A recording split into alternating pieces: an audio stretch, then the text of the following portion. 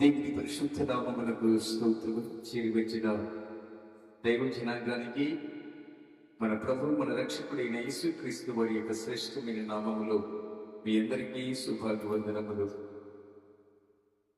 ఈ ఆరాధన కార్యక్రమంలో దేవుడు ఆత్మలో చిన్న కొన్ని ఆత్మీయ సత్యాలు మనము నేర్చుకుందాం.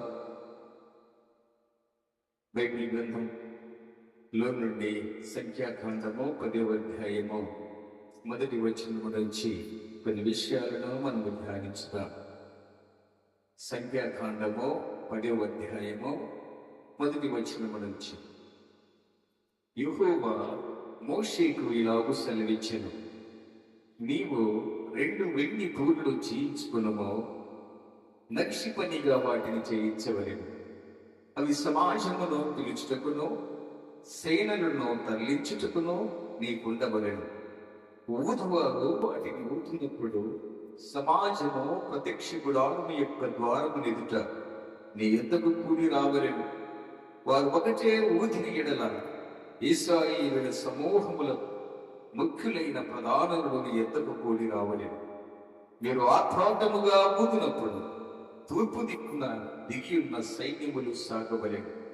మీరు 2వ మారు ఆర్భాటముగా ఊదినప్పుడు దక్షిణ దిక్కున దిగిన సైన్యములు సాగవలెను. వారు ప్రయాణమై పోవునప్పుడు ఆర్భాటముగా ఊదవలెను. సమాజమును కూర్చున్నప్పుడు ఊదవలెను గాని ఆర్భాటము చేయవలెను. అహరోను కుమారులైన యాజకులు ఆ బూరలు ఊదవలెను. నిత్యమైన కట్టడను బట్టి అవి మీ వంశములు పరంపరంగా మీకు ఉండదు. మిమ్మల్ని బాధించే శత్రువులకు విరోధముగా మీ దేశములు యుద్ధములకు వెళ్ళినప్పుడు ఆ బూరలు ఆర్భాటముగా ఊదవలెను. అప్పుడు నీ దేవుడైన యెహోవా సన్నిధిని మీరు జ్ఞాపకమునకు వచ్చి మీ శత్రువుల నుండి రక్షింపబడుదురు. క్రీస్తునందు ప్రియ దైవ జనాంగమా, చదివి ఉన్న ఈ లేఖనాలను బట్టి మనము నేర్చుకోవాల్సిన ఆత్మీయ పాఠాలు ఏమిటి అంటే, ఇక్కడ మోషే ప్రవక్తకు, దైవజనుడైన మోషే ప్రవక్తకు తన అన్న అయిన అహరోనుకు వీరికి దేవుని యొక్క సన్నిధానములో ఇశ్రాయేలు ప్రజలను ఎలాగూ సమకూర్చాలి, వారి పెద్దలను ఎలాగో సమకూర్చాలి, దేవుని యొక్క ఆలయములో ఎలాగో ఉండాలి అని వారికి కొన్ని కట్టడలను దేవాది దేవుడు మోషేకి ఇస్తూ ఉన్నాడు. ఇక్కడ గమనించినట్లయితే 2 వెండి బూరలు, ఇవి వెండితో చేయబడిన బూరలు. ఈ వెండితో చేయబడిన బూరలు, ఈ బూరలు ఎందుకు అంటే, ప్రియులారా, హోషేయ గ్రంథము 8వ అధ్యాయము మొదటి వచనములో కొన్ని మాటలు రాయబడినవి. హోషేయ గ్రంథము 8వ అధ్యాయము మొదటి వచనము. బాగా నీ నోటను వచ్చి ఊదుము, జనులు నా నిబంధనను అతిక్రమించి నా ధర్మశాస్త్రమును మీరి ఉన్నారు గనుక పక్షిరాజు రాలినట్టు శత్రువు యెహోవా మందిరమునకు వచ్చునని ప్రకటింపుము. పక్షిరాజు వచ్చినట్లు ప్రియులారా, శత్రువు యెహోవా మందిరమునకు వస్తాడట. అందుకే మనము ఎల్లప్పుడూ బాధ అంటే బాగా ఊదే వారిగా మనము ఉండాలి. ఇక్కడ 2 బూరల గురించి మనం ఈరోజు నేర్చుకుంటూ ఉన్నాం. మొదటి బూర దేవుని ప్రజలను సమకూర్చటం. ఒక బూర ఊదగా ప్రధానులు, పెద్దలు అక్కడ దేవుని యొక్క సన్నిధానంలోనికి రావాలి.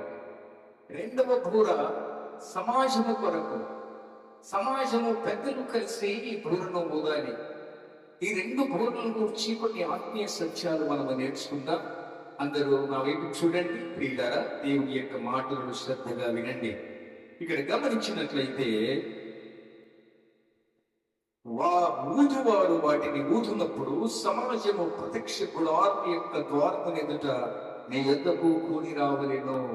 ప్రత్యక్ష గుడారమునకు అంటే ఆ యొక్క బాగా ఊదినప్పుడు ప్రత్యక్ష గుడారము వద్దకు రావాలి.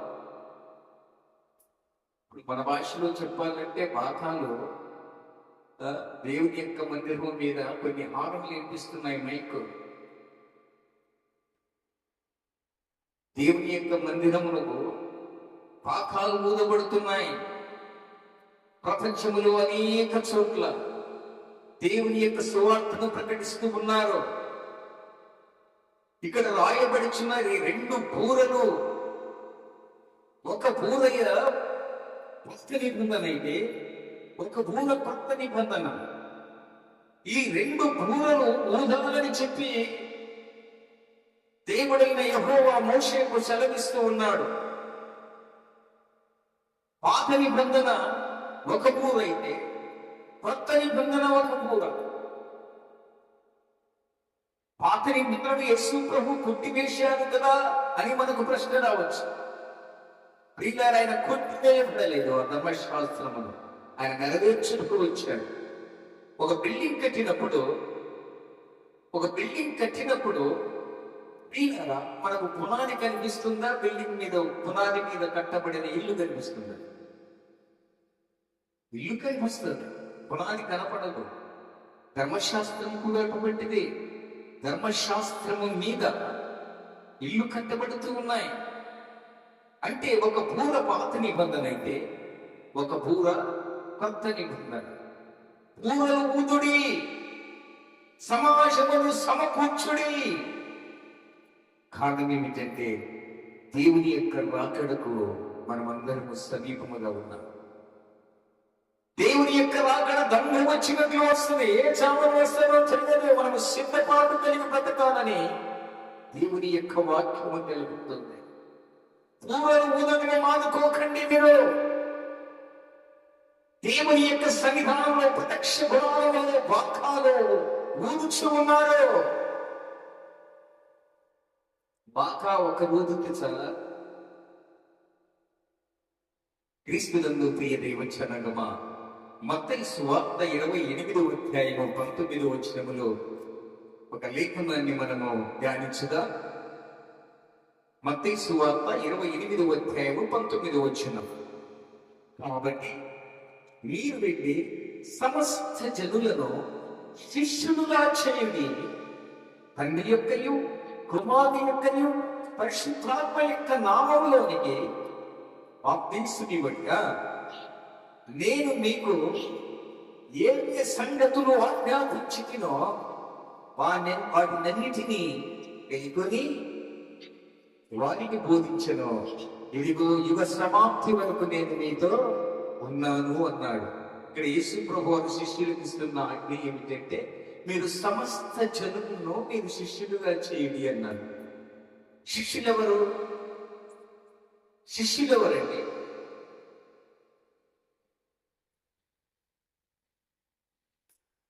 బాగా ఊదేవారు కనుమరుగైపోతున్నారు. కారణం ఏమిటో తెలుసా? యేసు ప్రభువు చెప్తున్నాము, మీరు సమస్త జనులను శిష్యులుగా మార్చుడి అన్నాడు. శిష్యులకు బాధ్యత ఉంటుందా? విశ్వాసులకు బాధ్యత. యాజకునికి బాధ్యత ఉంటుందా? విశ్వాసులకు బాధ్యత ఉంటుందా? అంటే మనమంతా విశ్వాసులుగా ఉండకూడదు, ఒక్కొక్క శిష్యులుగా మారాలి. ఆమేన్. శిష్యులుగా మారినప్పుడే నీవు బాగా ఊదగలవు. దీనికి అర్థం చెప్పనా? ఒక ఉదాహరణ. వంట పాత్రలు, కిచెన్ లో కొన్ని పాత్రలు మనము ప్రతిరోజు వాడతామా? అప్పుడప్పుడు వాడతాము. కిచెన్ లో ఉన్న వంట పాత్రలు ప్రతిరోజు వాడతామా? అప్పుడప్పుడు వాడతామా? అప్పుడప్పుడు ఏ పాత్రలు వాడతామో? క్రిస్మస్ పండుగ వస్తే చాలు షోకేజీలో ఉన్న పాత్రలన్నీ తీసేస్తారు. అంటే అవి సంవత్సరానికి ఒక్కసారే క్లీన్ చేస్తారు. వంట పాత్రలు ప్రతిరోజు తినడం, కడగడం, ప్రతిరోజు సరిపోతూ ఉంటుంది. అంటే మనం ఎవరినో తెలుసా? ఈ మాటకు అర్థం ప్రియులారా, శిష్యుడు ప్రతిరోజు కిచెన్ లో ఉన్న ఒక పాత్రతో సమానం. విశ్వాసులు ఎలాంటి వారో తెలుసా? వస్తారు, ఆయారా గయారా, ఉండదు. ఈరోజు దేవుడు మనకిస్తున్న వాక్యం ఏమిటి అంటే, బాగా ఊదలేకపోతూ ఉన్నాం. దేవుని ఆయన రక్షకుడిగా నీవు అంగీకరించిన తర్వాత యేసుక్రీస్తును ప్రకటించలేకపోతూ ఉన్నాం. ఏంటి? ప్రకటించేవారు మా సేవకుడు ఉన్నాడు, మా సేవకుడి ప్రకటిస్తాడు. మాకేంటి? మేము షోకేజీలో దాచబడిన పాత్రలను సంవత్సరములకు ఒక్కసారి మేము బయటికి వచ్చేదము అంటారు. బాధ్యత లేదా? ఇక్కడ మిగిలిన మాట ఏమిటి అంటే, శిష్యులకు ఆజ్ఞిస్తున్నది ఏంటంటే, మీరు సర్వలోకములకు వెళ్ళి సర్వ సృష్టికి సువార్తను ప్రకటించుడి. అంటే సర్వ సృష్టిలో ఆడ మగ స్త్రీ పురుష భేదము లేదు అండి. సమస్త జనులను మీరు శిష్యులుగా చేయండి అన్నాడు. శిష్యునికి బాధ్యత ఉంటుంది, కానీ ప్రియులార విశ్వాసులకు బాధ్యత ఉండదు. ఇప్పుడు బాగా ఎందుకు ఊదమంటున్నారంటే, ఇద్దరు మీరు మొదటి బూర ఊదినప్పుడు యాజకులు అంటే పెద్దలు రావాలి, రెండవ బూర ఇద్దరు కలిసి ఊదాలి అంటారు. యాజకులు సమాజము, ఆ మందిరంలో ఉన్న సమాజం అంతయు, ఆ పెద్దలు ఇద్దరు కలిసి బూరలు ఊదాలి అంటారు. ఈరోజు ప్రియులరా, మీ సేవకునికి కాదు బాధ్యత, మీకు కూడా బాధ్యత ఉంటుంది. కిచెన్ లో కడగబడిన ప్రతి రోజు పాత్రలా మనం ఉండాలి. దేవుని ఆలయములో, దేవుని యొక్క సన్నిధానములో మనమందరము ఆ పాత్రను కడుగుకుని, ఆ వాక్యము ద్వారా మనము కడుగుకుని శుభ్రపరిచి పవిత్రపరచుకునే పాత్రలుగా మనము బ్రతకాలి. నాకు బాధ్యత లేదు, ఆది నేను చెప్పుకొస్తా, వస్తే వస్తా, లేకుంటే లేదు. నీకు దేనికి సూచన? షోకేజీలో దాచబడిన పాత్రలు ఇవి. అవి కంటికి కనబడతాయి, కానీ సంవత్సరానికి ఆ పాత్రను తీస్తే ఏమైతుందండి? అంత డస్ట్. అంటే కిచెన్ లో ఉన్న పాత్రలు శుభ్రంగా ఉంటాయా, షోకేజీలో ఉన్న పాత్రలు శుభ్రంగా ఉంటాయా? నోరు తెలిసి చెప్పండి అమ్మా. కిచెన్ లో ఉన్న పాత్రలు ఎందుకు? డైలీ కడుగుతాం కాబట్టి. ఇవి క్రిస్మస్ కో, ఈస్టర్ కో, గుడ్ ఫ్రైడే కో తీస్తామంతే. క్రిస్మస్ వచ్చింది, సున్నం కొట్టరా, తులుపురా. ప్రభు అంటున్నది ఏంటంటే, మనం ఎప్పుడు విశ్వాసులుగా పట్టకూడదండి. షోకేజీలో పాత్రలు సంవత్సరానికి ఒక్కసారి రోజు పిలిపించుకునే పాత్రలుగా విశ్వాసులుగా మీరు ఉండకూడదు. ప్రతి దినము కిచెన్లో ఉన్న పాత్రలు ఎలాగో కడగబడదు.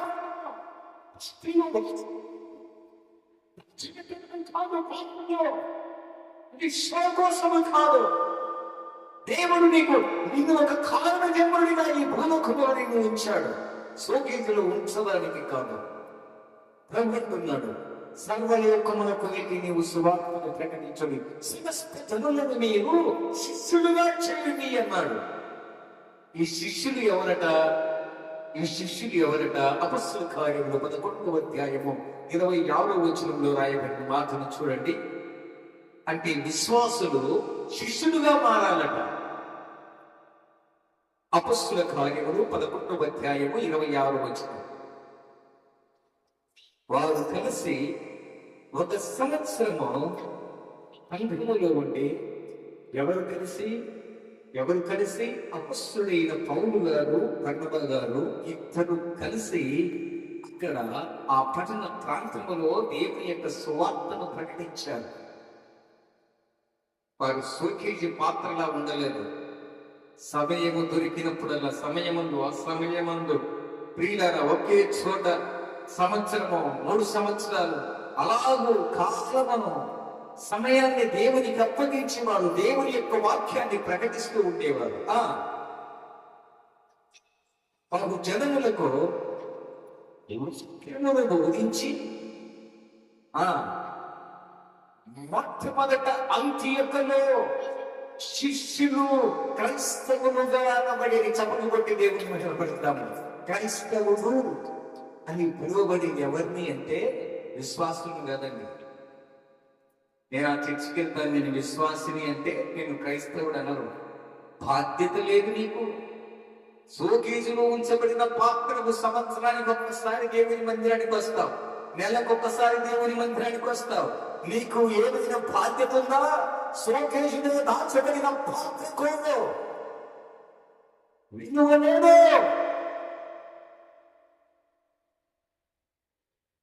ఒక్క సంవత్సరమంతయు ఆ ప్రాంతంలో దేవుని యొక్క సువార్తను ప్రకటించి విశ్వాసులను శిష్యులుగా మార్చారు అపొస్తలుడైన పౌలు గారు, బర్నబా గారు. మనము కూడా బాధ్యత కలిగిన శిష్యులుగా మారాలి. విశ్వాసులుగా మనము ఉండకూడదు. విశ్వాసులు ఏమైపోతారంటే వస్తూ వస్తూ వస్తూ ఏమైందంటే పిశాసులుగా మారిపోతారు. విశ్వాసులు ఏమైపోతారంట? పిశాసులుగా మారిపోతారు. అందుకే ఇక్కడ అంటున్నాడు, నీవు సర్వలోకమునకు వెళ్ళి సువార్తను ప్రకటించి సమస్త జనులను విశ్వాసులుగా చేయడంలా. శిష్యులుగా మారినప్పుడు నీవు కిచెన్ లో ఉన్న పాత్రగా మారిపోతావు. డైలీ నీవు కడగబడతావు. నీవు అపవిత్రపరచబడవు. దేవుని యొక్క సన్నిధానములో దేవుని యొక్క ఆ యొక్క వాక్యమని అర్థములో నీవు చూస్తూ ఉన్నప్పుడు నీలో ఏ మందము, ఏ అపవిత్రత, ఏ కామతత్వము, ఏ దోషము, ఏ ప్రశ్నత్వము నీవు దాగి ఉన్నదో నీ సన్ముఖంలో అర్థములు చూసుకున్నట్లుగా వంటల అంటే కిచెన్ లో ఉన్న వంట పాత్రలు కడగబడినట్లా నీవు కడగబడితే దేవుని యొక్క రాజ్యానికి నీవు సిద్ధపాటు కలిగి. ఆమేన్. సమస్త జనులు శిష్యులుగా మారాలి.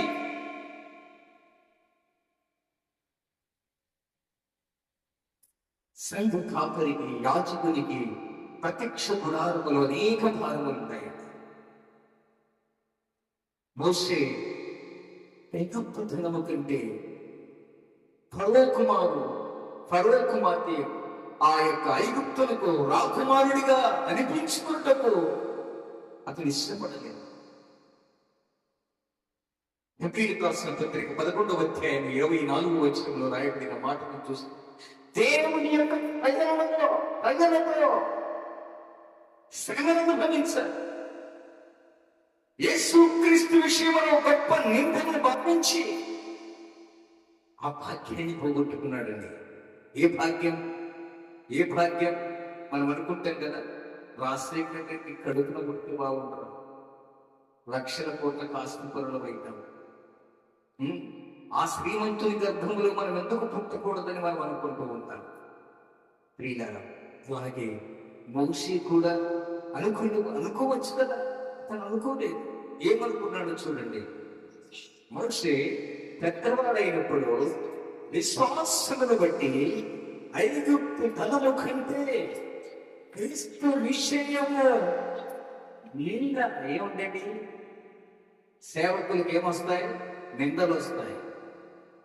విశ్వాసులకు వస్తాయా? రావు. ఎవరికి వస్తాయి నిందలు? విశ్వాసులకు రావు. ఎప్పుడైతే నువ్వు శిష్యునిగా మారుతావో వారందరూ నిందలను భరిస్తారు, దేవుని యొక్క ప్రజలతో శ్రమను భరిస్తారు. అప్పుడు నీవు శిష్యుడిగా రూపాంతరణ పొందిన తర్వాత దేవుని రాజ్యానికి స్వతంత్రురాలు అయిపోతుంది. ఐగుప్తు రాజ్యానికి రాకుమారుడిగా ఉండవలసిన మోషే గారు ఐగుప్తు ధనమును విడిచిపెట్టాడు. పదవి వ్యామోహాన్ని విడిచిపెట్టాడు. 40 సంవత్సరములు ఇప్పుడు తన మామ యొక్క మందను మోస్తూ అరణ్యములో వానకు ఎండకు ఎన్నో ఇబ్బందులు పడ్డాడు. 40 సంవత్సరముల ప్రియులారా, సీనాయి అరణ్యములో ఎన్నో శ్రమలు గమనించాడు. యేసుక్రీస్తును గూర్చి నిందలను మోసాడు. ఆయన బాధను అనుభవించాడు. మొదటి పేతురు రాసిన పత్రిక 4:16 అంటాడు, ఎవరైనా క్రైస్తవుడైనందుకు బాధ అనుభవించవలెను. అంటే శిష్యుడు కావాలంటే బాధలుంటాయి, నిందలుంటాయి, శ్రమలుంటాయి, అవమానాలు ఉంటాయి. క్రీస్తునందు ప్రియ దైవ జనమా, ఈ ఉదయకాల సమయంలో మనం కలగబడిన పాత్రల్లో, కిచెన్లో ఉన్న వంట పాత్రలుగా మనం మారాలి. అప్పుడప్పుడు ప్రార్థన కాదు, ఎల్లప్పుడూ ప్రార్థన. తిండి వలన, మత్తు వలన, ఐహిక విచారము వలన ఒకవేళ మనం మందముగా ఉన్నప్పుడు అకస్మాత్తుగా మన మీదికి ఉరి వచ్చినప్పుడు మన మీదికి ఉగ్రత రాకుండా మన విషయమై మనము జాగ్రత్తగా ఉండడం, ఎల్లప్పుడూ ప్రార్థన చేయాలి అన్నారు, ప్రకటించాలి. ఇక రాయబడిన మాట మనము గమనించినట్లయితే ప్రియులారా, ఏమంటున్నాడండి? మొదటి బూర ప్రకటించటకు, మొదటి బూర ప్రకటించటకు, క్రీస్తు ప్రభుల వారిని మనం ప్రకటించాలి. ఆయనే మార్గము, ఆయనే సత్యము, ఆయనే జీవము, పరలోకమునకు ఒక నిచ్చెన లాంటి వాడు. ఆయన నమ్మితే నీకు రక్షణ, నమ్మకపోతే నీకు శిక్ష. నమ్మి రక్షణ పొందినవారు, నమ్మి బాప్తిస్మం పొందినవారు రక్షింపబడతారు. ఎవరికైనా నీవు ప్రకటించావా? రెండు బూరలు ఇక్కడ మనకు కనిపిస్తున్నాయి. ఈ రెండు బూరలు ఏ లోహముతో కూడినవి? వెండి. వెండి దేనికి సాదృశ్యం అంటే విమోచనకు సాదృశ్యం. పాత నిబంధనలు భక్తులందరినీ వెండి ద్వారా దేవుడు విమోచించుకున్నాడు, వెండి ద్వారా విమోచించుకున్నాడు. బంగారు రాజరికానికి గుర్తయితే వెండి విమోచనకు గుర్తు. వెండి ద్వారా పాత నిబంధనలో ఉన్న వారందరూ విమోచింపబడ్డారు. అంటే ఈ బూరలు ఊదేవారు విమోచింపబడిన వారు. పాత నిబంధనలో ఉన్న భక్తులందరూ వెండి ద్వారా విమోచింపబడిన వారు. అయితే కొత్త నిబంధనలో ఉన్న భక్తులందరూ వీరెవరట? మొదటి పేతురు రాసిన పత్రిక 1:18. మొదటి పేతురు రాసిన పత్రిక 1:18.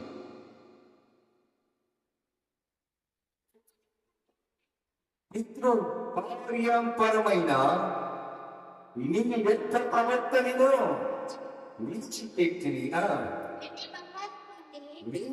బంగారము వంటి క్షయ వస్తువుల చేత మీరు విమోచింపబడలేదు, కానీ ఏ రక్తమట? అమూల్యమైన రక్తము చేత, అనగా నిర్దోషిను నిష్కలంకమైన గొర్రె పిల్ల రక్తము చేత మనమందరం విమోచింపబడ్డాము. చెప్పండి, పరిశ్రమ. పాప నిబంధనలో రెండు వెండి బూరలు. ఈ లోకముల పేరేంటి? బంగారు బూరల, వెండి బూరల? వెండి బూరలు. పాప నిబంధనలో ఉన్న భక్తులందరూ వెండి ద్వారా విమోచింపబడ్డారు. ఇప్పుడు క్రీస్తు శకములు ఉన్నాము కాబట్టి క్రీస్తు శకములో, క్రీస్తులో ఉన్న వారిని మనం అందరము ఎవరి ద్వారా విమోచింపబడ్డామంటే గొర్రె పిల్లైన యేసు క్రీస్తు రక్తము ద్వారా మనం అందరం విమోచింపబడ్డాం. విమోచింపబడిన తర్వాత మనం ఏం చేయాలి? ఊర ఊదాలా, ఊదకూడదా? ఆయనే ఊరుకుంటాడు, ఆయనే చేసుకుంటాడు. ఆయనది కదా బిల్డింగ్, ఆయనది కదా మందిరం, నాది కాదు, నా అబ్బది కాదు. కొందరు అంటారు సురేష్ అన్న మందిరం అని. పేర్లు పెట్టగాకండి మందిరాలకు. నా పేరు పెట్టబడిన మందిరము అన్నాడు దేవుడు. దేవుని పేరు ఉండాలి కానీ మనుషుల పేరు ఉండకూడదు. నా తాత ముత్తాతలది కాదు, నా అబ్బది కాదు, నాది కాదు. ఇది దేవుని యొక్క మందిరం, సమాజానికి మందిరం. బాధ్యత కలిగి ఉండాలి, బాధ్యత కలిగి ఊరూరాలి, బాధ్యత కలిగి ఊరినప్పుడే. నీవు బూద ఊరకపోతే హోషేయ గ్రంథము 8:1 రాయబడినట్లుగా వాడు గర్జించు సింహం వలె వస్తాడట. వాడు ఎలా వస్తాడట? వీళ్ళ అపవాది మీ మందిరముల మీద దాడి చేయడానికి కూడా వస్తాడు. అందుకే నీవు ఎల్లప్పుడూ పూర ఊదేదానిగా ఉండాలి. పూర ఊదేవాడిగా ఉండాలి. పూర ఊదేవాడిగా ఉండాలి. సమరయ స్త్రీ ఎంతమంది భర్తలానికి? 5 మంది భర్తలు. యేసు ప్రభుత్వం ముచ్చటించేటప్పుడు అన్నాడు, మనకి 5 మంది భర్తలు ఉన్నారు, ఇప్పుడు ఉండేవాడు కూడా 6వ వాడు. 6 మందితో కాపురము చేస్తూ పాపము చేస్తూ ఉన్నవాడు.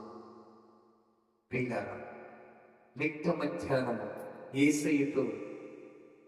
యేసయ్యతో మాట్లాడుతున్నప్పుడు యేసయ్య కన్ను పెట్టి యేసయ్య చూస్తూ ఉన్నప్పుడు యేసయ్య తాకిడి యేసయ్య మాటలు, చల్లని మాటలు, మృదువైన మాటలు క్రోధమును చల్లార్చున్నట్లుగా ప్రియులారా, ఆయన మాటల్లో ఏ మనుష్యుడు మాట్లాడినట్టు ఆయన మిట్ట మధ్యాహ్నంలో బావి దగ్గర, సుఖాన బావి దగ్గర సమరయ స్త్రీతో ముచ్చటిస్తూ ఉన్నప్పుడు ఆయన లేని పాపములని భర్తమైన చేశాడు యేసయ్య.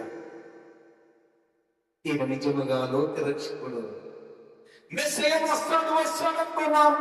ఈయన నిజమైన మెస్సయ్య అని యోహాను సువార్త 4వ అధ్యాయం 28 వచనములు రాయబడినట్లుగా ఆ స్త్రీ తన కుండను విడిచిపెట్టి, ఏ కుండను విడిచిపెట్టింది?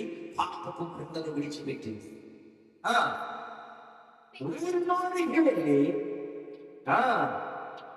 వెళ్ళి మీరు వచ్చి నేను చేసినవన్నీ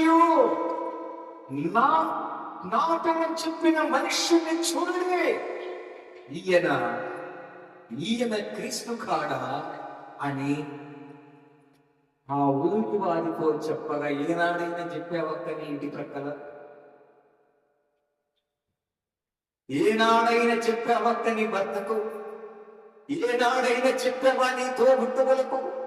ఏనాడైనా చెప్పావా నీకు జన్మనిచ్చిన తల్లిదండ్రులకు? ఏనాడైనా చెప్పావా నీ కడుపున పుట్టిన పిల్లలకు? ఏనాడైనా నీవు ఎప్పుడైనా కానీ నీ బంధువులకు, నీ స్నేహితులకు క్రీస్తును పరిచయం చేసినావా?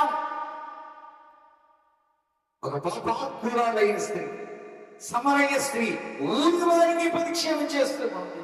మీరందరూ అండి నాకు చేసిన ఆ మనిషిని నేను చూపిస్తాను, నాతో మాట్లాడు అని యేసయ్య దగ్గరికి ఆ ఊరు వారందరినీ తీసుకొని వచ్చిందట. చప్పట్లు కొట్టి దేవుని ఈయన ఏమి ఊరింది? ఊరిందా? ఊదలేదు. ఊరా అంటే క్రీస్తును ప్రకటించింది. నీ జీవితంలో క్రీస్తును ప్రకటించావా? బంధువుల దగ్గరికి వెళ్ళినప్పుడల్లా ఒక నాటకం, సంఘాలలో ఉన్నప్పుడల్లా ఒక నాటకం, ఎక్కడ ఉన్నాను ఒకే రీతిగా ఉండాలి. యేసు క్రీస్తుకు వృద్ధాప్యం లేదు, యవ్వనం లేదు, నిన్న నేను ఒకే రీతిగా ఉన్నట్లు ఎక్కడికి వెళ్ళినా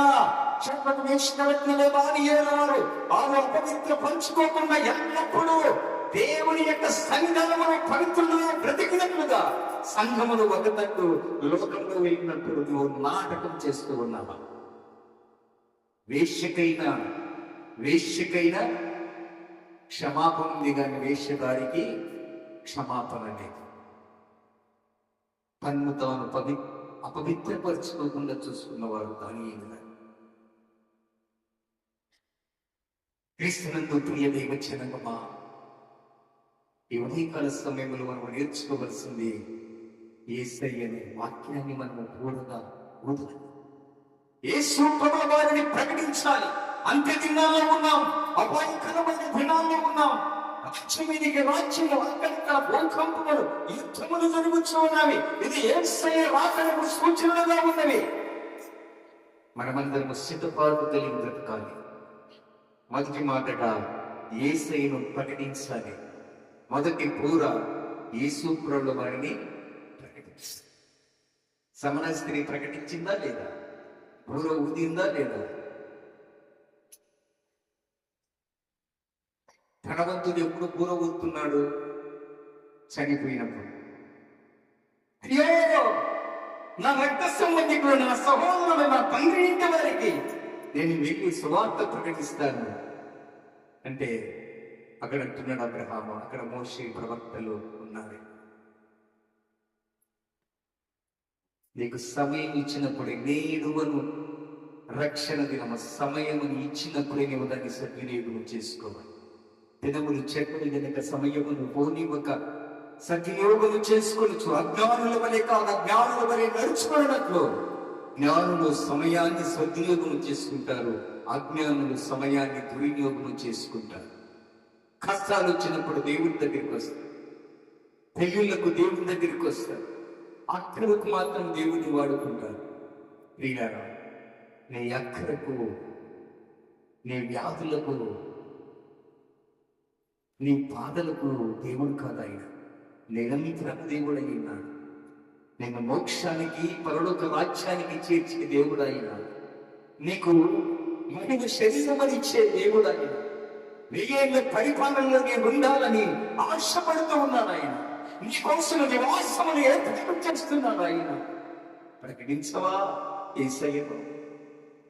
సిగ్గుపడుతున్నావా? ప్రార్థించాలన్న సిగ్గుపడుతున్నావా? మోకరిల్లాలన్న సిగ్గుపడుతున్నావా? దేవుని ఆలయమునకు రావాలంటే బైబిల్ దాచుకొని వస్తుంటారు కొంతమంది. సిగ్గుపడుతూ ఉంటారు. దేవుని పనిలో సిగ్గుపడ అక్కర్లేని పనివాణిగా ఉంటుంది. పనివాణిని మనమేదో. అపొస్తలుల కార్యములు 18వ అధ్యాయం మొదటి వచనం. అపొస్తలుల కార్యములు 18వ అధ్యాయం మొదటి వచనం. అటు తరువాత పౌలు ఎఫెసు నుండి బయలుదేరి కొరింథీయులకు వచ్చి అక్కడ ఒక యూదుని ప్రిస్కిల్లను కనుగొని వారి యొద్దకు వెళ్ళాను.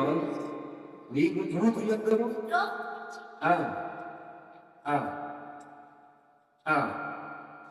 ఆజ్ఞాపించినట్లుగా ఇటలీ నుండి కొత్తగా వచ్చిన వారు వృత్తికి దేహాలు గుట్టేవారు. పౌలు అదే వృత్తి గలవాడు గనక వారితో కాపురముండెను.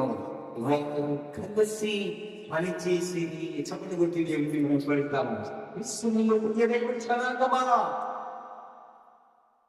అకుల ప్రిస్కిల్ల ఇటలీకి చెందినవాడు, ప్రిస్కిల్ల యూదురాలు.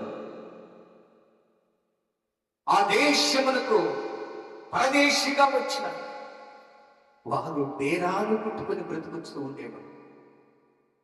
దేవుని యొక్క సన్నిధానంలో అపొస్తలుడైన పౌలు గారిని చేరదీసి, ఆ ఒకే వృత్తి వారు కనుక ఒకే చోట ఉండి వారు పని చేస్తూ ఏం చేశారట? దేవుని యొక్క పని కూడా చేశారట. నీవు పని చేస్తున్నావా? నీవు ఎక్కడికి పనికి వెళ్తావో అక్కడ నీ తోటి సహోదరులు ఉంటారు, నీ తోటి స్నేహితులు ఉంటారు, నీతో పని చేసే వారందరూ ఉంటారు. వారికి ఎప్పుడైనా దేవుడిని పరిచయం చేసావా? అపొస్తలుడైన పౌలు గారు, అకుల ప్రిస్కిల్ల వీరందరూ కలిసి పని చేశారు. ఏ పని చేశారు? దేవుని పని చేసి సువార్త యొక్క పరిచయం ప్రకటించడంలో, ప్రార్థించడంలో, తమ ప్రవర్తనలో, పరిశుద్ధతలో వారు యేసును ప్రకటిస్తూ దేవుని యొక్క రాజ్యాన్ని కట్టుకొనొచ్చు.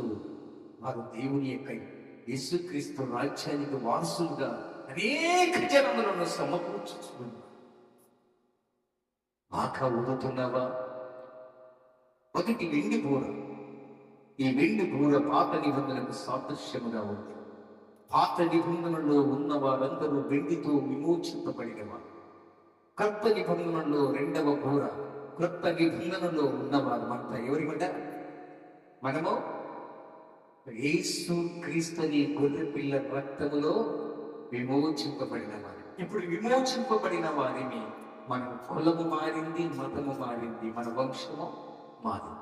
మొదటి పేతురు రాసిన పత్రిక 1వ అధ్యాయము 9వ వచనం. మొదటి పేతురు రాసిన పత్రిక 2వ అధ్యాయము 9వ వచనం. అయితే మీరు చీకటిలో నుండి ఆశ్చర్యకరమైన తన వెలుగులోనికి మిమ్మల్ని పిలిచిన వారి గుణాతిశయములను ప్రచురము చేయునట్లు. మనము ఇప్పుడు గొర్రె పిల్ల రక్తముతో కడగబడిన తర్వాత మనము ఏర్పరచబడిన వంశములో వచ్చామని.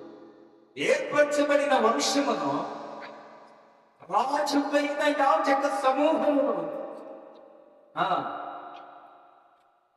పరిశుద్ధ జనమును, దేవుని సొత్తైన ప్రజలనే మా చెమట బట్టి దేవుని మెనపడతాము. ఆ గొర్రె పిల్ల రక్తం అంటే ప్రియులారా, యేసు ప్రభువు అనే గొర్రె పిల్ల రక్తములో కడగబడిన తర్వాత మనమందరము, యేసు రక్తములు కడగబడిన తర్వాత మనమందరం ఎవరిని అంటే మన వర్ణము మారింది. మన వర్ణం అంటే ఏంటి? రంగు. వర్ణం అంటే ఏంటి? రంగు మారింది.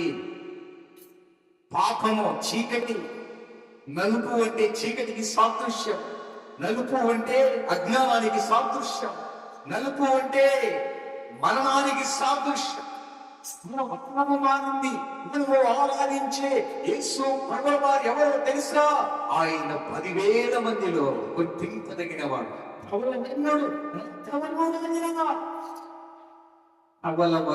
ధవలము అంటే తెలుగు.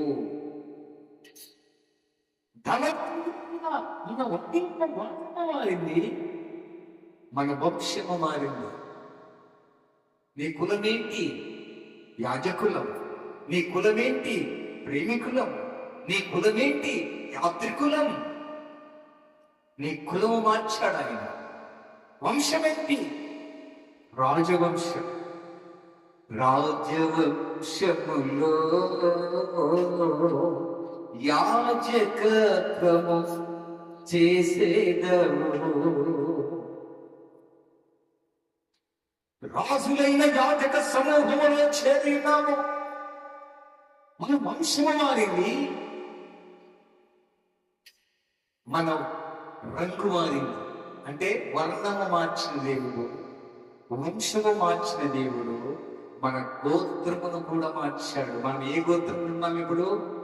యూదా గోత్రములో ఉన్నాము. యూదా గోత్రము అంటే ఏంటి? స్తుతించే బిడ్డలు. యూదా అంటే స్తుతి. స్తుతి ఎల్లప్పుడూ స్తుతించే వారి గోత్రములో మనము జన్మించాం. ఈరోజు నీ కులం ఏంటి అంటే మనం యాత్రికులం. నీ గోత్రం ఏంటంటే యూదా గోత్రం. నీ వర్ణం ఏంటి అంటే ధవల వర్ణం. యేసుక్రీస్తు రక్తములు మా పాపములన్నీ కడిగిపోయిన తర్వాత మేము ధవల వర్ణముగా మార్చబడ్డాం. యేసుతో నా పాపములు పోవునట్లుగా నన్ను బాగుగా అంటాడు దావీదు. అందరము గొర్రె పిల్ల రక్తముతో కడగబడిన వారి క్రీస్తునందు ప్రియ దైవజనమా, మొట్టమొదటి యొక్క పూర ప్రకటించుటకు, రెండవ పూర ప్రయాణము కొరకు. మొదటి పూర ప్రకటించుటకు, రెండవ పూర ప్రయాణము కొరకు. సంఖ్యాకాండము 10వ అధ్యాయం 2వ వచనము చదవండి. మొదలు సంఖ్యాకాండము 10వ అధ్యాయం 2వ వచనం. యెహోవా మోషేకి ఇలాగు సెలవిచ్చెను, నీవు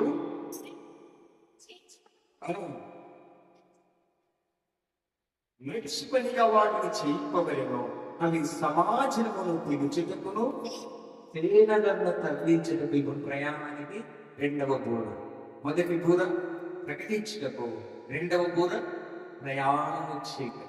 యాత్రికులమైన మనము ఎవరి బట్టి? యాత్రికులు. ఫిలిప్పీయులకు రాసిన పత్రిక 3వ అధ్యాయం 20వ వచనములు అంటాడు, మన పౌరస్థితి పరలోకములో ఉంది. ఈ లోకములో జీవించాలంటే ఆధార్ కార్డు ఉండాలి. ఈ లోకములో జీవించాలంటే రేషన్ కార్డు ఉండాలి. ఈ లోకములో జీవించాలంటే పాన్ కార్డు కావాలి. ఈ ఈ లోకంలో జీవించాలంటే ఓటర్ కార్డు కావాలి. ఈ లోకంలో జీవించాలంటే సివిల్ స్కోర్ కావాలి. అయితే మన పౌరసత్వం ఎక్కడుంది? పరలోకములో ఉంది.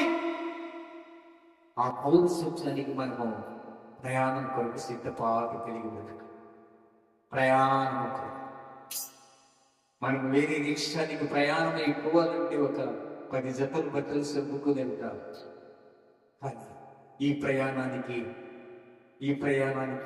ఏమీ అవసరం లేదు. తల్లి గర్భములో ఎలా వచ్చామో దిగంబరిగా దిగంబరిగానే మనం వెళ్ళాలి.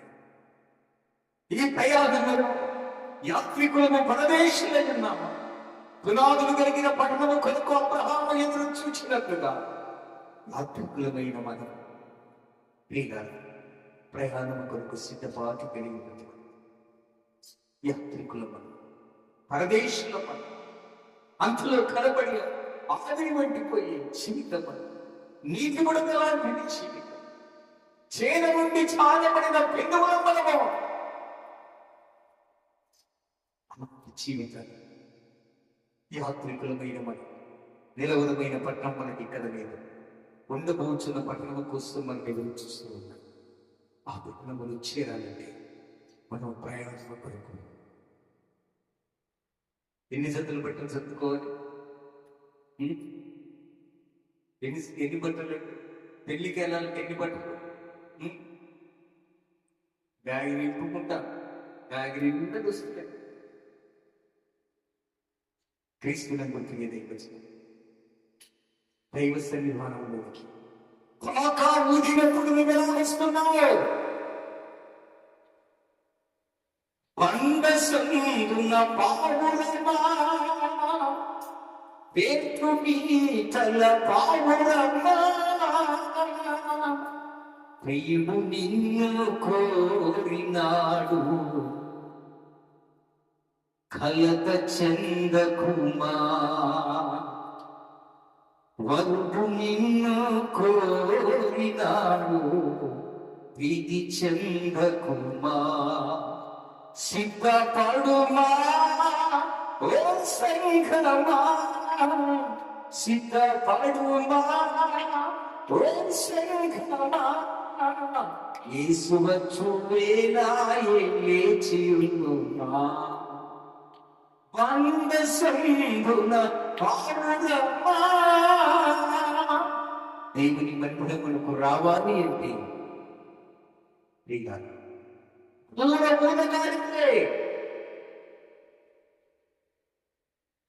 స్కూల్లో గంట కొట్టగానే పిల్లలను హడావుడిగా చెప్తామే. గంట కొట్టారా? టీచర్ అంటారు గంట కొట్టి 10 నిమిషాలు అయిందమ్మా, ఏం చేస్తున్నావు నీ బిడ్డను? ఇంకా గట్టిస్తారా లేదా? సినిమా టికెట్లు అయిపోయినాయి, అయినా సినిమా టికెట్లు కావాలి, గేట్లు ఎత్తిపోతారు. అయింది.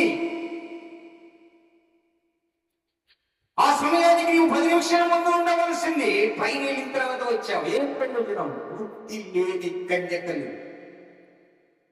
సిద్ధపాటు లేని జీవితాలు, నేను కొరకు అర్ధరాత్రి వెళ్ళి కొరకు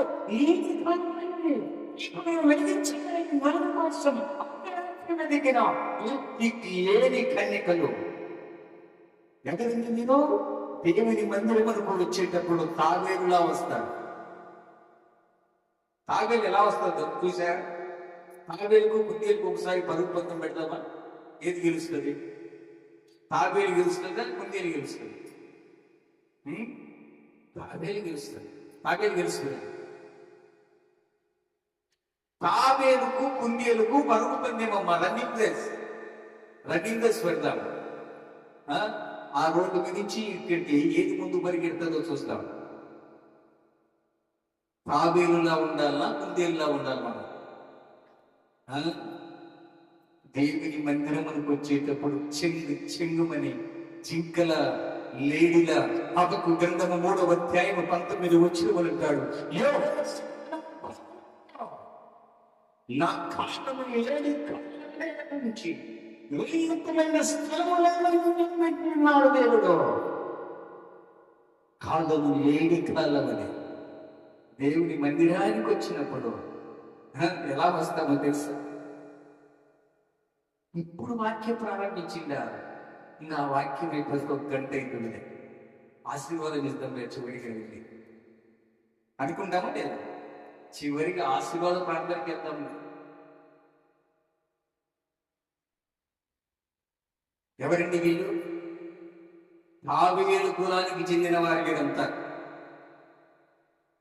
దేవుని మందిరమునకు వచ్చేటప్పుడు లేని కాలమనే బలము చెందపరచు. నా దేవుని మందిరమునకు వెళ్ళాలని బలము చేసి నీవు దేవుని మందిరమునకు పరిగెత్తాలి.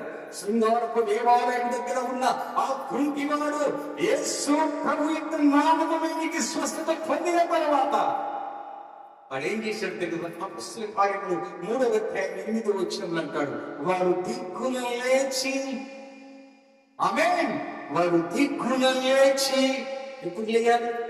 ఎప్పుడు లేయాలి? ఆదివారము తెల్లవారుజామునే లేయాలి. మనమందరం ఎన్ని గంటలకు లేస్తాం? 8 గంటలకు, 7 గంటలకు. అమ్మా మమ్మీ బెడ్ కాఫీ తేవే. ఎంత లారుముద్దుగా తెచ్చిందమ్మా నీ తల్లి బెడ్ కాఫీ. 8 గంటలకు లేస్తాం. 8 గంటలకు లేచేవారు ఉన్నారండి.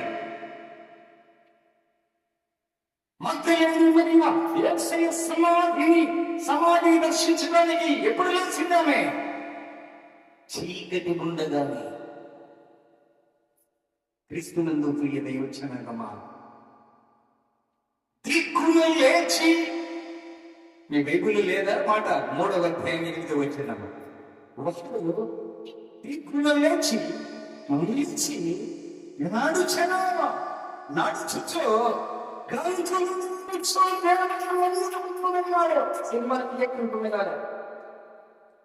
అక్కడి కోసం దేవునికి వస్తారు. అయిపోయిన తర్వాత ఏమక్క అంటే అయిపోయింది కదా, ఏమక్క ప్రార్థనకు రాలేదు, పెళ్లి అయిపోయింది కదా. పెళ్లి కోసం సర్టిఫికెట్ కోసం వస్తావా దేవుని మందిరానికి? పిల్లల పరీక్షల కోసం వస్తావా దేవుని మందిరానికి? కడుపు నొప్పి కోసం వస్తావా దేవుని మందిరానికి? దేవుని అవసరాలకు వాడుకునే ఉంది. నేను శైతరక్షకుడిగా అంగీకరించి నా జీవాధిపతి అని ఎప్పుడు నీవు ఆయన గణపరుస్తావు? ఎప్పుడు నీ అవసరాల కోసమే వాడుకుంటావా దేవుణ్ణి? అవసరము తీరిన తర్వాత దేవుణ్ణి బీరువాలో పెట్టినట్టు బీరువాలో దాచిపెడతారు. ఎక్కడండి? ఎక్కడెక్కడన్నా మనము ఫంక్షన్లకు వెళ్తా ఉన్నాడు, అప్పుడు కనపడడం మనం క్రైస్తవులు దాచుకుంటాం. ఎందుకు? మానమాదిగోళ్ళు అనుకుంటారు. ఏంటే మానమాదిగోళ్ళ దేవుణ్ణి సేవిస్తుంటారు అనుకుంటారని మన కులాన్ని అన్ని దాచిపెట్టాం. బీరువాలో దాచిపెట్టినట్టు, వెండి బంగారం దాచిపెట్టినట్టు. దైవ జనాంగమా,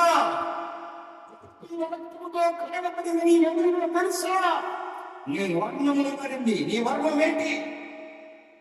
ధవల వర్ణం. నీ వంశం ఏంటి? రాజవంశం. ఇంత ఘనత ఇచ్చాడు నీకు దేవుడు. ఆ శృంగారపు దేవాలయం దగ్గర కూర్చొని ఉన్నవాడు, భిక్ష పెట్టుకునేవాడు. ఎంత ఘనత వచ్చింది!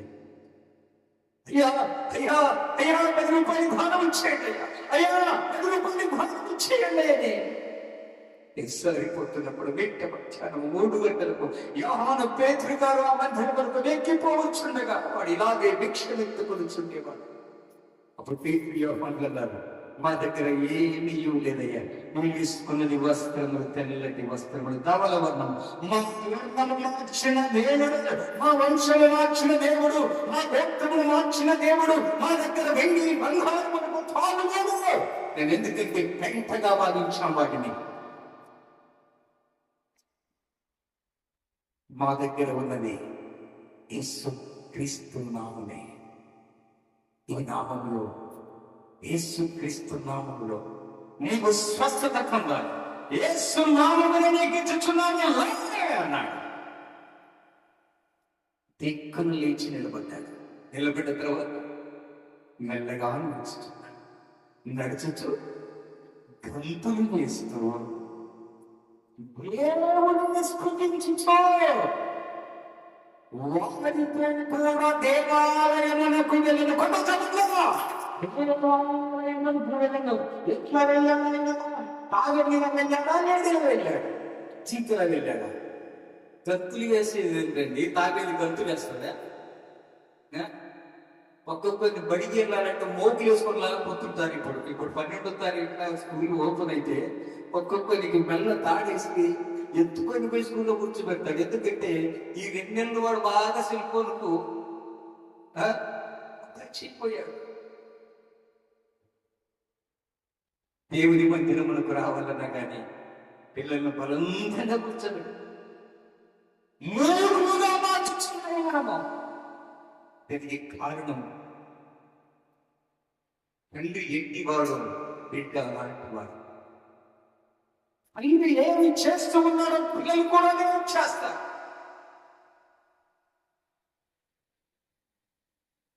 దేవుని మందిరములో స్వస్థత పొందిన తర్వాత ఈ శృంగారపు దేవాలయం దగ్గర ఉన్న ఈ కృత్తివాడు ఎలా వెళ్ళాడట? మీ నోట చెప్పండి.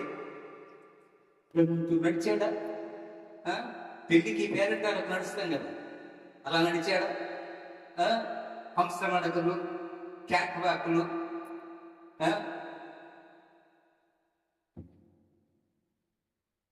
ఒకసారి రైల్వే స్టేషన్కి వెళ్ళిన తర్వాత, అమ్మా నీ వచ్చే ముందు 5 నిమిషాలు ట్రైన్ వెళ్ళిందమ్మా, ఎంత బాధపడతా.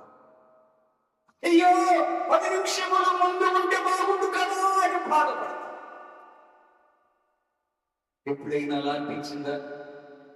ఆరాధన ప్రారంభము కాకమని తెలియని దేవుని సన్నిధికి వెళ్ళాలని.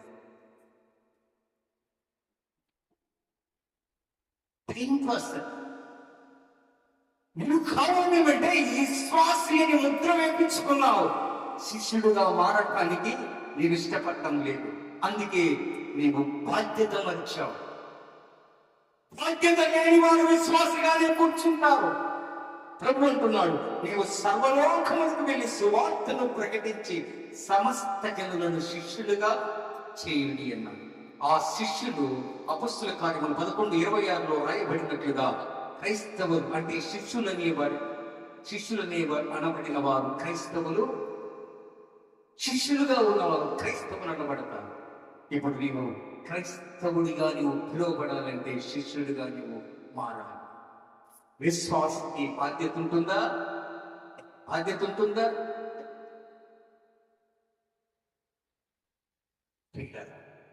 విశ్వాస దేనికి సాదృశ్యం? సోకేజీలో దాచబడిన పాత్రలకు సాదృశ్యం. సోకేజీలో దాచబడిన పాత్రలు రోజు తీస్తామా? పట్టిన పని కట్టుకొని డిసెంబర్ వస్తే చాలు సోకేజీ ఓపెన్ చేసి దులుపుతాడు తుమ్ము పాత్రలు. ఆ పాత్రలని ఏమీ పెట్టాయి? ధూళితో తుమ్ముతో పూసిపెట్టి ఉంటాయి. అప్పుడు మాత్రం వాటిని మనం ఏం చేస్తాం? ఎవరు తెలుసా? క్రైస్తవులు, విశ్వాసులని పిలువబడుచున్న నామకార్థ క్రైస్తవులు అప్పుడప్పుడు వస్తారు. ఎప్పుడు? అప్పుడప్పుడు పండగ నాటికి, పండగ దినాలకి, ఫంక్షన్లకి, బర్త్డేలకి, వెడ్డింగ్ డేకి ఇలా దేవుణ్ణి వాడుకుంటూ వెళ్తూ ఉంటారు. దైవజనకమా, మేము యేసయ్య రక్తములో కడగబడిన బూరములు, యేసయ్య రక్తములో కడగబడిన బూరములో మొదటి బూర ప్రకటించడానికైతే రెండవ బూర ప్రయాణించడానికి. ఈ ప్రయాణములో నీవు నేను రక్షణనే టికెట్, బాప్తిస్మం అనే టికెట్ ఉంటేనే ట్రైన్లోకి ఆహ్వానం. రాకడనే రైలు బండి వస్తున్నది, రెండవ రాకడనే రైలు బండి వస్తున్నది. పరిశుద్ధుల కందులో చోటున్నది, మంచి చోటున్నది. ఆ పరిశుద్ధుల్లో నీవుండాలి అంటే, ఆ ప్రయాణికుల్లో నీవుండాలంటే 20 లక్షల జనాంగం ఐగుప్తు నుంచి ప్రయాణమైపోయారు కానానుకు సనుగు కొనుట వలన. ప్రియులారా, ఎంతో మంది ఆకులు రాలిపోయినట్టు అరణ్యంలో రాలిపోయారు. నీవిప్పుడు కానాననే పరలోకములకు ప్రయాణమైపోతున్నావు. ఈ ప్రయాణములో శ్రమలు వచ్చిన, నిందలు వచ్చిన, బాధలు వచ్చిన వీటన్నిటినీ మనము చేయించాలి. ఈ కొన్ని పరీక్షలు మాత్రమే. పరీక్షలు ఉన్న తర్వాతనే మేము పై చదువులకు వెళ్ళగలము. పరీక్షలు లేకపోతే నిన్ను కరోనా పాసు చేసినట్లు పాసు చేయండి. పరీక్షలు ఎదుర్కోవాలి. మోషే నిందలను భరించాడు, శ్రమను భరించాడు, ఇబ్బందులు భరించాడు. అరణ్యంలో ఏముండవండి. 40 సంవత్సరంలో అరణ్యంలో గడిపాడు ఆయన. అగ్నిలో కాల్చబడిన తర్వాత ఒక ఇనుము ఏ ఆయుధముగా తయారు కావాలో ఆ ఆయుధముగా తయారు కావాలి. కారణం ఏమిటంటే వాక్యమని అగ్నిలో నీవు కాల్చబడాలి. ఏ ఇనుప వస్తువైన అగ్నిలో కాల్చబడితే ఏ సాధనమునైనా అంటే ఏ యొక్క పాత్రగనైనా నిన్ను మార్చుకుంటాడు దేవుడు. పాత్రగనైనా మార్చుకుంటాడు. శ్రమలని అగ్ని, నిందలని అగ్ని, బాధలని అగ్ని, ఇవన్నీ నిన్ను కాల్చినప్పుడే నువ్వు దేవుని కోసం సాధనంగా నిలబడతావు. ఆ యొక్క ప్రయాణంలోకి ఉంటావు. విమర్శనగమా అంటే 2వ రాకడలో ఆయన రాజ్యంలో మనం వెళ్ళాలంటే సిద్ధపాటు కలిగి బ్రతుకు. సిద్ధపాటు కలిగి బ్రతుకున్నా ప్రియ, సిద్ధపాటు లేని జీవితము వ్యర్థం. సిద్ధపాటు కలిగి బ్రతుకు. దేవుని మాటను దీవించి ఆశీర్వదించాలని ప్రార్థించు. సిద్ధపరచుము దేవా నీ రాకకై,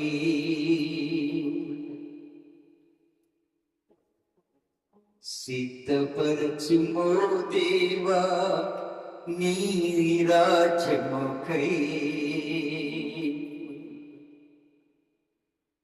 యేసయ్యా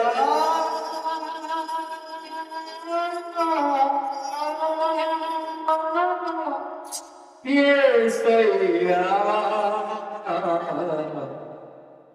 యేసయ్యా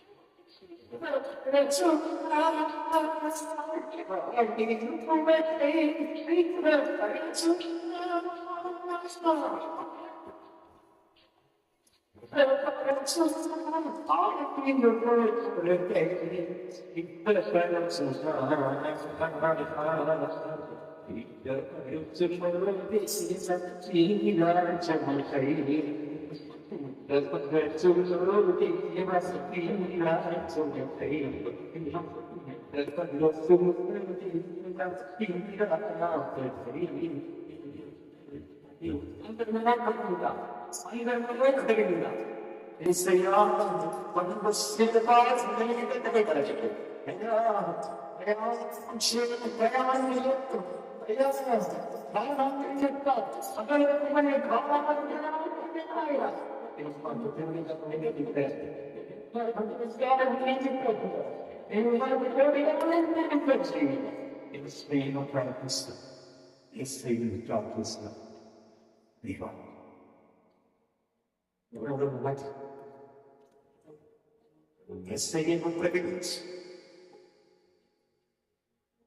తగిడించే వారి గుంపులో ఉన్నావా? ప్రయాణించే వారి గుంపులో ఉన్నావా? దేవుని యొక్క రాకడ. ఎందుకంటే దశలోనిక రాష్ట్ర పత్రిక 4:16 రాయబడినట్టు జ్ఞాని పూర్ణమార్గ కానీ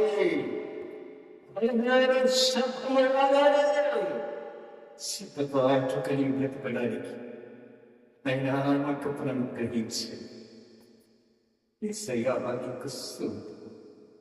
ఆపాదముతో ప్రధాన శబ్దముతో దేవుని భూమతో పరలోకము నుండి ప్రభు దిగి వచ్చును.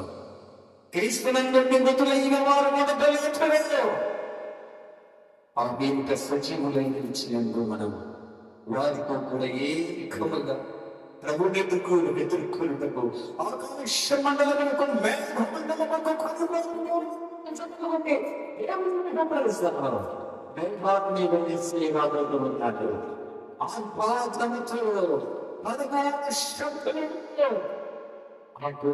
దాన్ని సిద్ధపాటు కలిగిన వెలుగుతో మనము ఎదుర్కొన్నాం. సదాకాలము ప్రభు మనతో ఉండేలాగా దేవుని యొక్క రాకడ దేవుని భూమ పరలోకములో నుండి ప్రవృత్తికి వచ్చి ఉన్నాడు. సమయమాసమైనది మంచి రాజ్యం జన్మని వచ్చినప్పుడు తన భూకంపంలో ఎత్తులలో ఇవన్నీ వేసయ్య రాకడకు సూచనగా ఉన్నా. అంటే దినాలు అపాయకరమైన దినాల్లో ఉన్నా. నీ సన్నిధిలో నేను ఒక కాంటలో నేను బ్రతకాలయ్యా. నిజంగా నా కాళ్ళము లేని కాళ్ళమలే శృంగార దేవుని ఆ శృంగారము దేవాలయం దగ్గర భిక్షమెత్తుకొనుచున్న ఆ కొంటి భిక్షకుడు లేచి నిలవబడి నడుచుకు వెళ్ళినట్లుగా నీ ఘోర వృద్ధి దేవుని యొక్క సన్నిధికి నడిపించి మెడుగుగా యేసుక్రీస్తును ప్రకటించి మెడుగుగా అయినా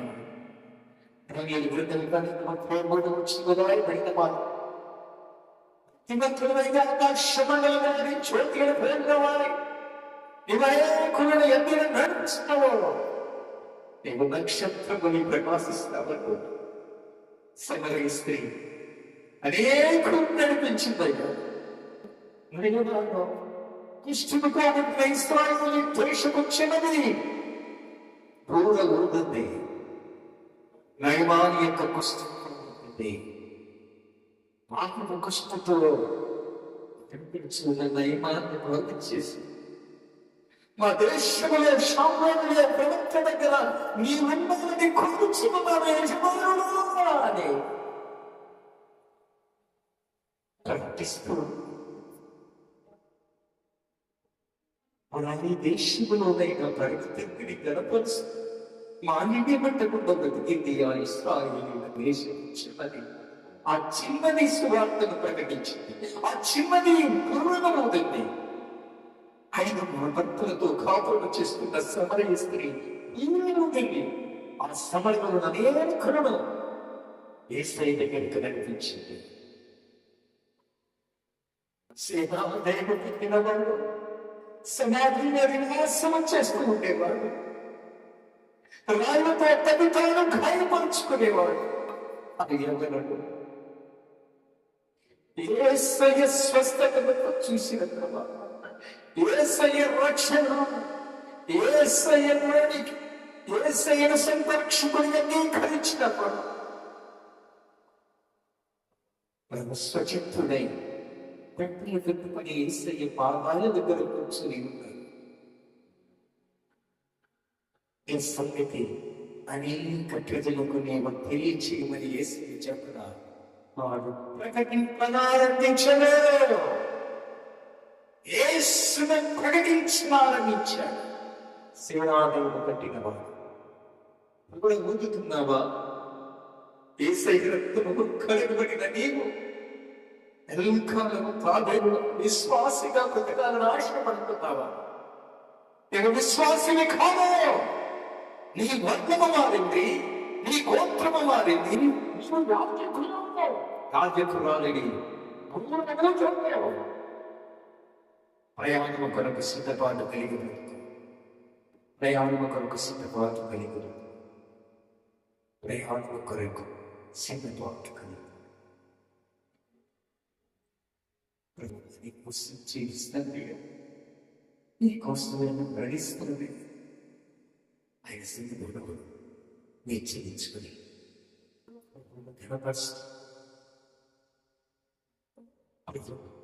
నావన్నీ గుర్తింది. బలమైనది నేటి వంతుడు రోజుకి కలిగి శ్రమిస్తున్నాను. నేటి మంత్రుడు తన తొడము వాక్యాన్ని చూపించినట్లు అనేకులను దేవుని సన్నిధానికి నడిపించు నడిపించు నడిపించు. అనేకుల కొరకు ప్రార్థించు.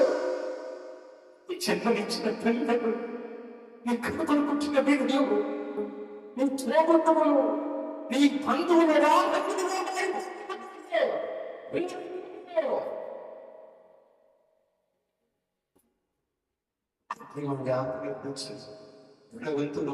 ఊరగొచ్చుకున్నాడు.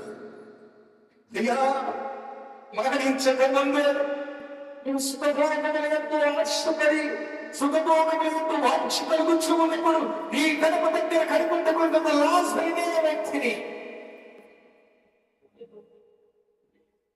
నువ్వు చూస్తున్నావు. కానీ నీ పళ్ళకి పడి బట్టి మొక్కలు ఏర్పడి కనుకొస్తున్నావు. అది ఎప్పుడు కనికరించలేదు, జాలిపడలేదు. మోషే ప్రవక్త ఎందరో నీకు ప్రకటించి ఇప్పుడు నీకు సగంలో లేదు, లేదు. కష్టపడ్డాడు. ఈ లోకంలో సుఖపడుతూ లోకంలో సుఖపడ్డాడు. ఈ లోకంలో యాత్రపరచు ఏంటంటే అది అనుభవం మన రక్తిస్తుంది. ఇవంతనని అన్ని ఉండవడానికి వెళ్ళకుండా 5 నిమిషాలు ప్రార్థిస్తా. 5 నిమిషాలు పోరాడు. సిద్ధపాటు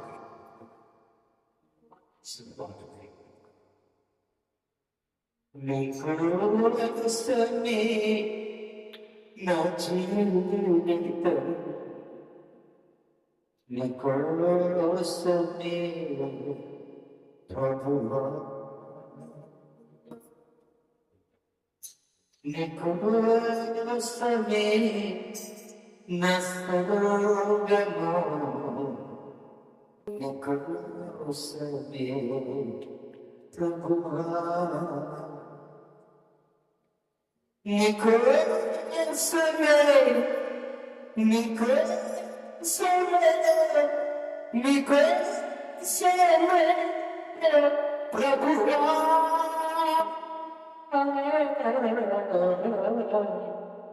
నీ కోసమే నా సర్వము, నీ కోసమే ప్రభువా. పాపపు శాపముతో పొంగిన మా జీవితం, శోధన రోధన పొంగిన నా బ్రతుకు, నీ కైవం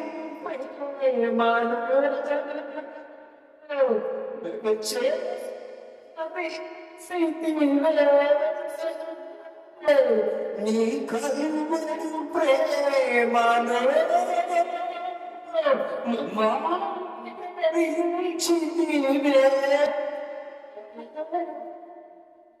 నీ కోసమే మా జీవితం, నీ కోసమే ప్రభువా, నీ కోసమే మా సర్వము,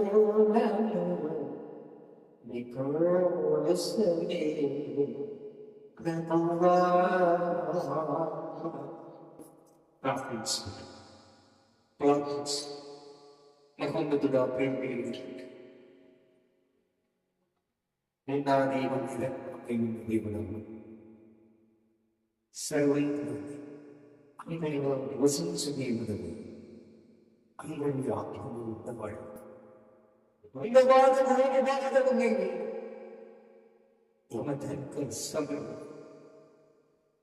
ప్రకటించే దూడ ప్రయాణించి పాట నిబంధనలోని గొప్పలంతా వెండి త్వరలో చిక్కుపడ్డారు. కొత్తలు నేను కాల్చిన రక్తము చేతను చిక్కుబడి సింత బాధ కలిగి బతుకు చేయాలి.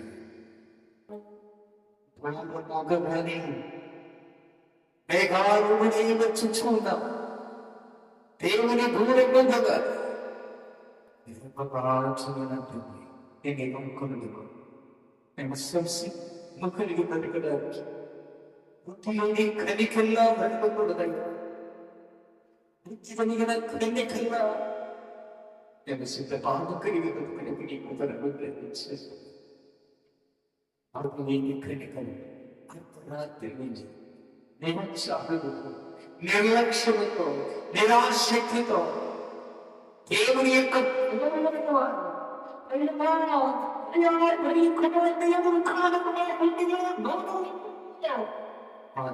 వారిపోయిందని కనుగొలిసినట్టుగా కాకుండా నేను ఆత్మని జ్ఞాపకం చేసుకుని ఏ పరమని అన్నది నమోదు స్వామిలో మేము సిద్ధబాధ కలిగి బ్రతకడానికి నాకు కావలసిన తండ్రి నీ బిలకోడు నా వర్తించమని చెప్పి విశ్వసిస్తూ మెత్తబడిన ఈ మాటలను మా హృదయములు భద్రపరుచుకొని నీ రాజ్యము మమ్మల్ని సిద్ధపాటు కలిగి బ్రతకడానికి నీ కృపలను తెచ్చండి. నీ పరిశుద్ధమైన నామమును ప్రార్థించి అడిగి వేడుకొని నీ వాక్యమును మా హృదయమును భద్రపరచుకొని నామ తండ్రి.